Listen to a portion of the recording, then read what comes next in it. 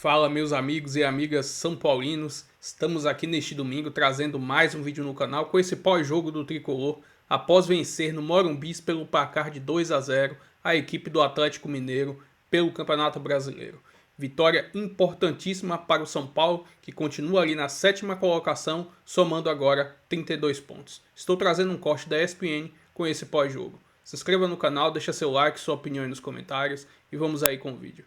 Poderia até ter sido mais, ou pelo menos o segundo gol poderia ter saído antes. Acho que é um resultado indiscutível e é um resultado importante, né? Porque essa pontuação de 5ª colocação que você fala, cara, é óbvio que o campeonato tá essa maluquice de um com 21 jogos, outro com 18 jogos, e vai demorar para que isso seja acertado, mas de qualquer maneira é importante, né? Sobretudo acho que para os times que estão na Libertadores ou Copa do Brasil, que são times que têm objetivos grandes além do Campeonato Brasileiro, se manter lá nessa briga, porque você não sabe até quando você vai seguir na Copa do Brasil, você não sabe até quando você vai seguir na Libertadores, e se você cai, você tem que estar em condições de disputar uma vaga na Libertadores, que acho que para este Campeonato Brasileiro sempre foi o objetivo do São Paulo, tanto do São Paulo como do Atlético, ainda que em relação ao Atlético tenha se falado no começo de temporada de briga pelo título, mas não é essa a realidade. Não está bem longe disso, tanto que o Atlético está abaixo do São Paulo. Aliás, um Atlético tem jogos a menos também, mas um Atlético que nesse momento ele olha um pouquinho mais para trás do que para frente, né? Atlético que está a 5 pontos da zona do rebaixamento, não imagino que a briga do Atlético vai ser essa, mas assim como o Internacional, duas equipes ali, olhando um pouquinho mais para trás ali, já com atenção do que necessariamente para frente. Agora, André, pontuação aí de quinto, está em 7º, mas com pontuação de 5º colocado. É isso aí? O São Paulo está de acordo com o time que tem, de acordo com a perspectiva? É isso? Um 5º lugar de Campeonato Brasileiro? Eu acho que sim. Boa noite a todos, boa noite ao pessoal em casa, claro. Eu acho que sim. Eu acho que o retrato de hoje, com essa atuação em casa, bem segura, bem sólida, criativa até certo ponto, vencendo um adversário que não é fácil, o Atlético Mineiro, embora, como disse o Vitor, com desfalques, mas a gente precisa considerar os desfalques que o São Paulo também tem.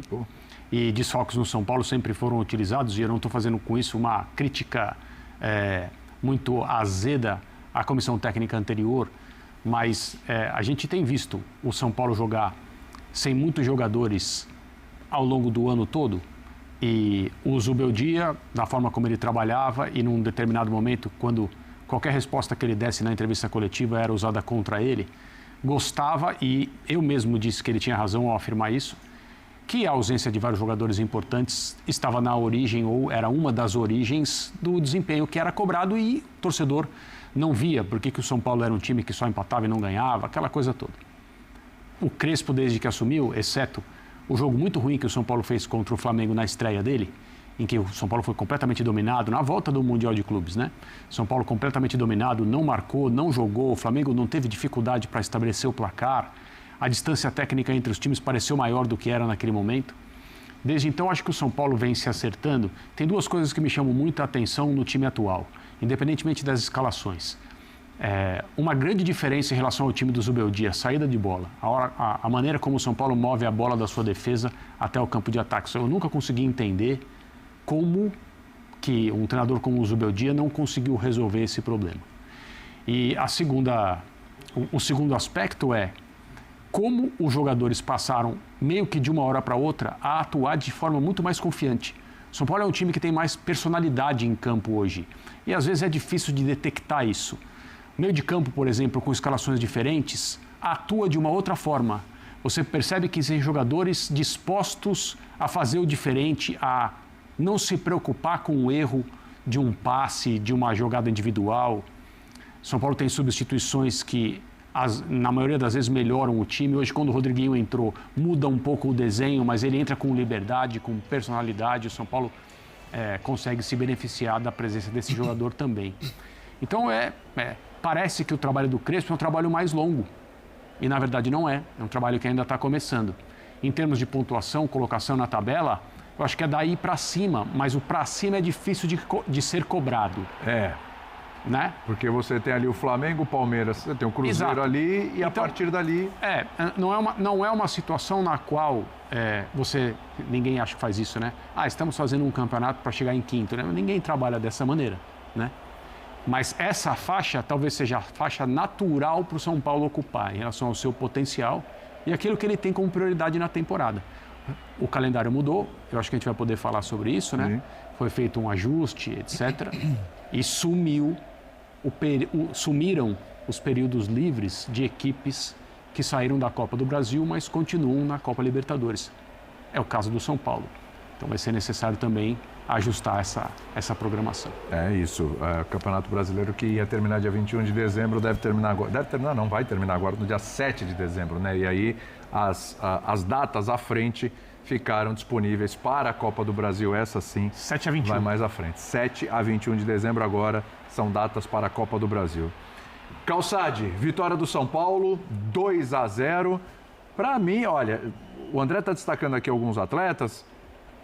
Para mim, novamente, até o momento que ele sai do jogo, o gol não foi dele, é bem verdade, mas até o momento que ele sai do jogo, Marcos Antônio, de novo, estava fazendo outra bela partida, hein? Essa é uma boa notícia, ao mesmo tempo uma notícia que preocupa ele ter saído do jogo. Exato. A gente não sabe exatamente o que aconteceu, né, Calçade? Tudo bem? William, boa noite aos companheiros, a quem nos assiste. O que poderia ser o grande defeito de São Paulo foi a solução para o jogo. Porque, não vou nem citar Oscar, Lucas, Caleri, esses caras fazem muita falta e eles têm sido uma dificuldade para o São Paulo nos últimos tempos.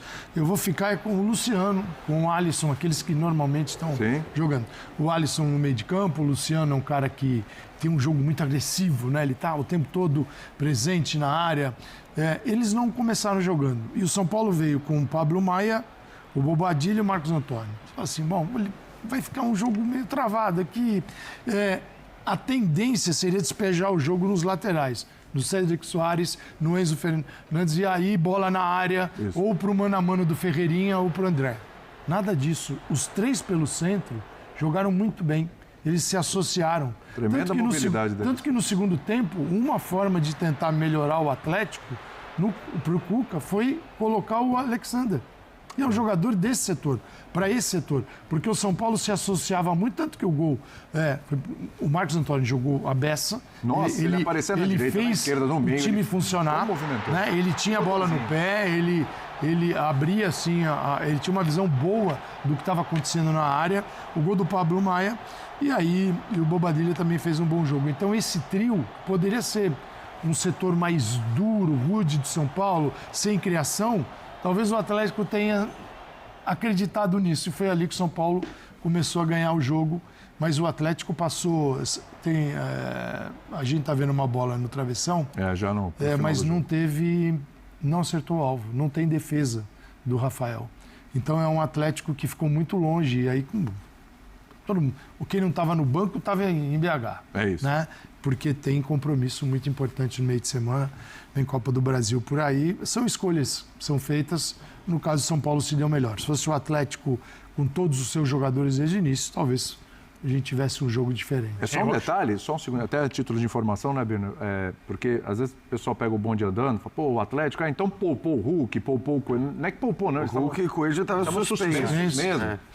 Aliás, é bom lembrar até, eu não sei, claro que... suspenso mesmo. É claro que na hora que o Júnior Alonso suspenso, é claro que na hora que o Scarpa está no banco de reserva, você pode até imaginar que outros jogadores seriam poupados, né? A exemplo do Scarpa, por exemplo. O próprio Alexander. O próprio Alexander, Mas, assim, também é bom lembrar que o Cuca não tem sido aquele técnico que poupa o tempo todo. Basta a gente olhar para o que foi na primeira fase da Sul-Americana, né? Uma fase em que a gente dizia, não, pera lá, para esses jogos você não precisa do Hulk, né? Dada a importância e a qualidade do Hulk e dada a idade dele, você podia dizer, bom, já que tem esse calendário maluco, o Hulk não vai jogar na fase... E ele jogava quase todas. Acho que ele jogou todas. Se não me engano, dos 6 jogos, ele jogou 5. Ou ele começou jogando 5. Então, assim, é um Cuca também que não tem poupado muito, mesmo numa competição, para mim, bem menos importante que a Sul-Americana, ou a primeira fase da Sul-Americana. Agora até acho que a Sul-Americana ganha um outro peso a partir de agora.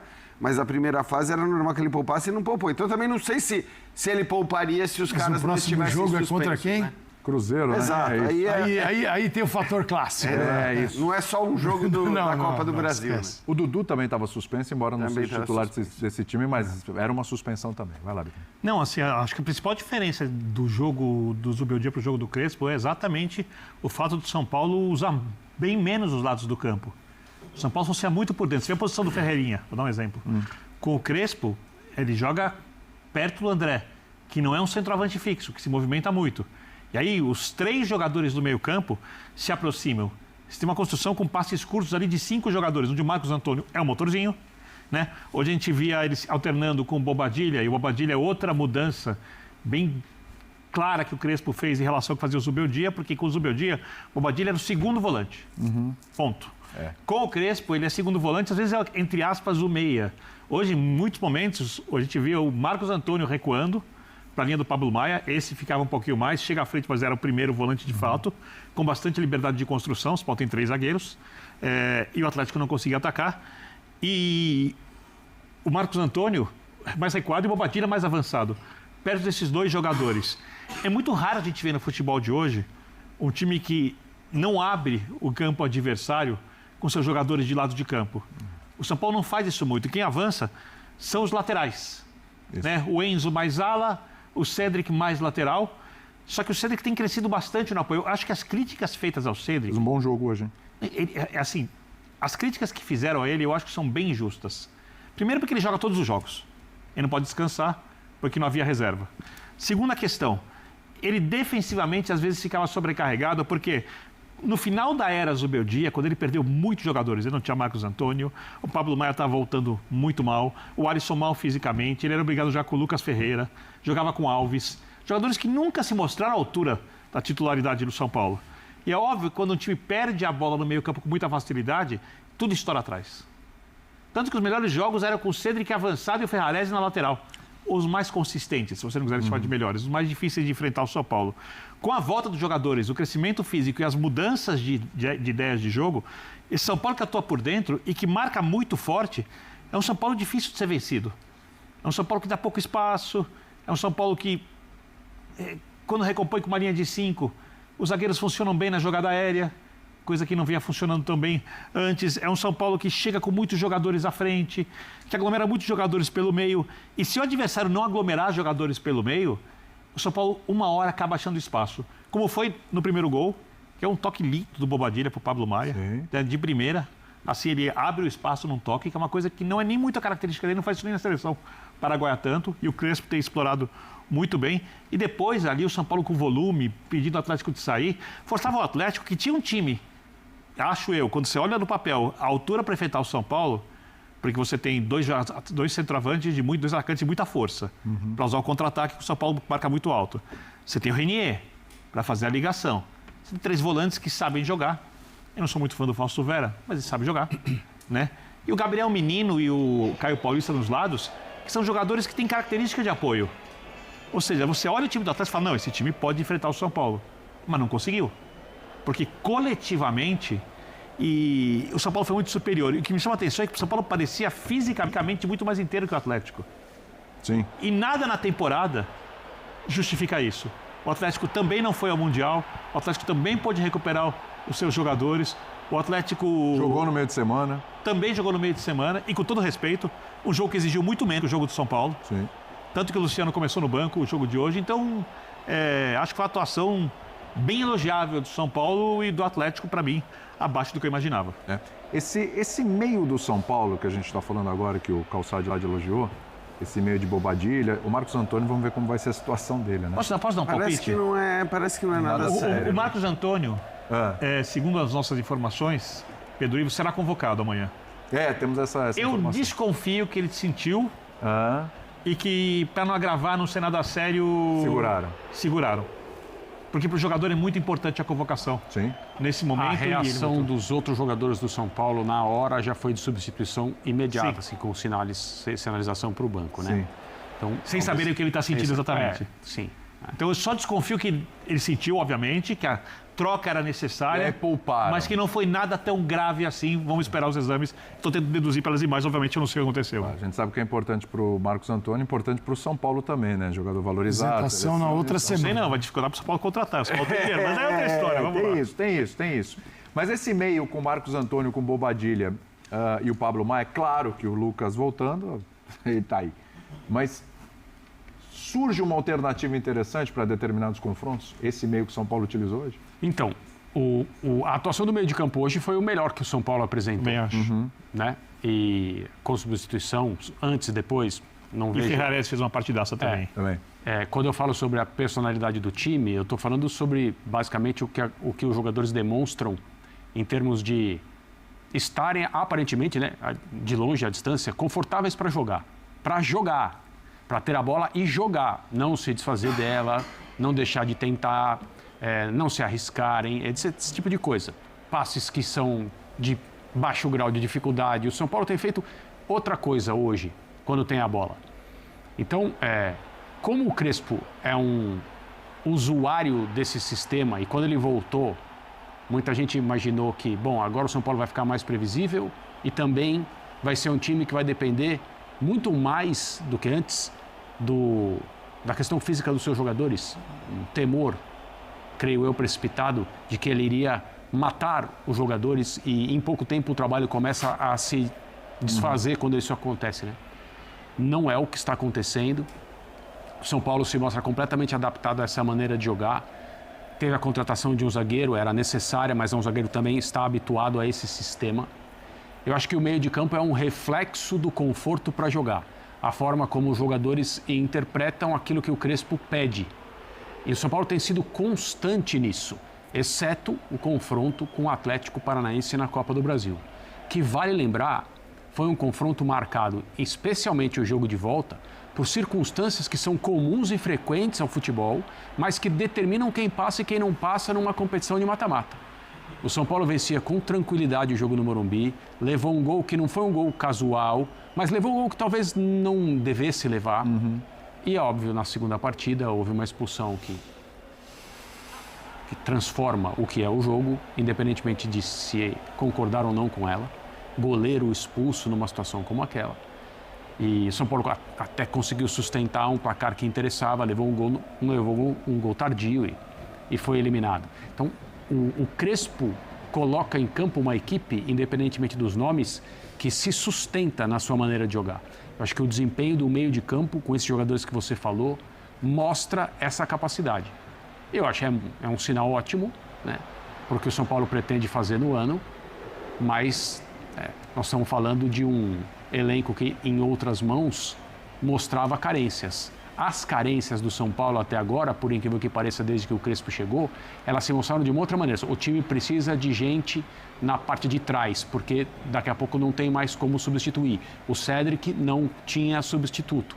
Então, um jogador cuja corda foi um pouco mais esticada. E não, o time tem demonstrado carências ao jogar. Não é isso que tem acontecido, pelo menos até agora. Acho que em relação ao meio-campo, tem uma coisa também que a gente precisa considerar as condições do Lucas, né? O quanto o Lucas vai jogar, se ele vai jogar o tempo todo. E aí a pergunta, como ele vai jogar? Porque eu acho que, óbvio que quando essa escalação foi anunciada, todo mundo ficou com a dúvida que o Calçade colocou num primeiro momento. É a dúvida, bom, e aí? Como é que vai funcionar? Quem vai criar? Quer dizer, como é que vai ser a criatividade dessa equipe? E funcionou muito bem, é verdade. Agora, eu acho que mesmo com a volta do Lucas, um Lucas que tem tido tanta dificuldade para conseguir fazer partidas na sequência, que vai, que volta, que é poupado, que não é poupado, que enfim, que aí volta e joga 2 jogos e deixa de jogar. Talvez a volta do Lucas não precise se dar no lugar de um dos 3. Eu acho que se você pegar a escalação do time de hoje, olhando como funcionaram esses 3, e eles funcionaram bem, o Lucas pode, inclusive, entrar mais à frente. Pode. Eu acho que, assim, quando a gente pega a escalação de hoje com o Ferreirinha, e o Birner até falava, né, de uma das diferenças do time do Zubeldia para o time do Crespo, é você jogar menos pelos lados. A verdade é que, assim, o Ferreirinha é um jogador de beirada de campo. Ele, assim, eu acho que ele funciona muito mais naquele 4-2-3-1, jogando bem aberto, do que jogando como um segundo atacante ao lado de quem quer que seja. Gera mais mano a mano, né? É isso. Porque ele é um jogador agudo, é um jogador de 1 contra 1, é um jogador que tem essa característica e que viveu o seu melhor momento jogando desse jeito.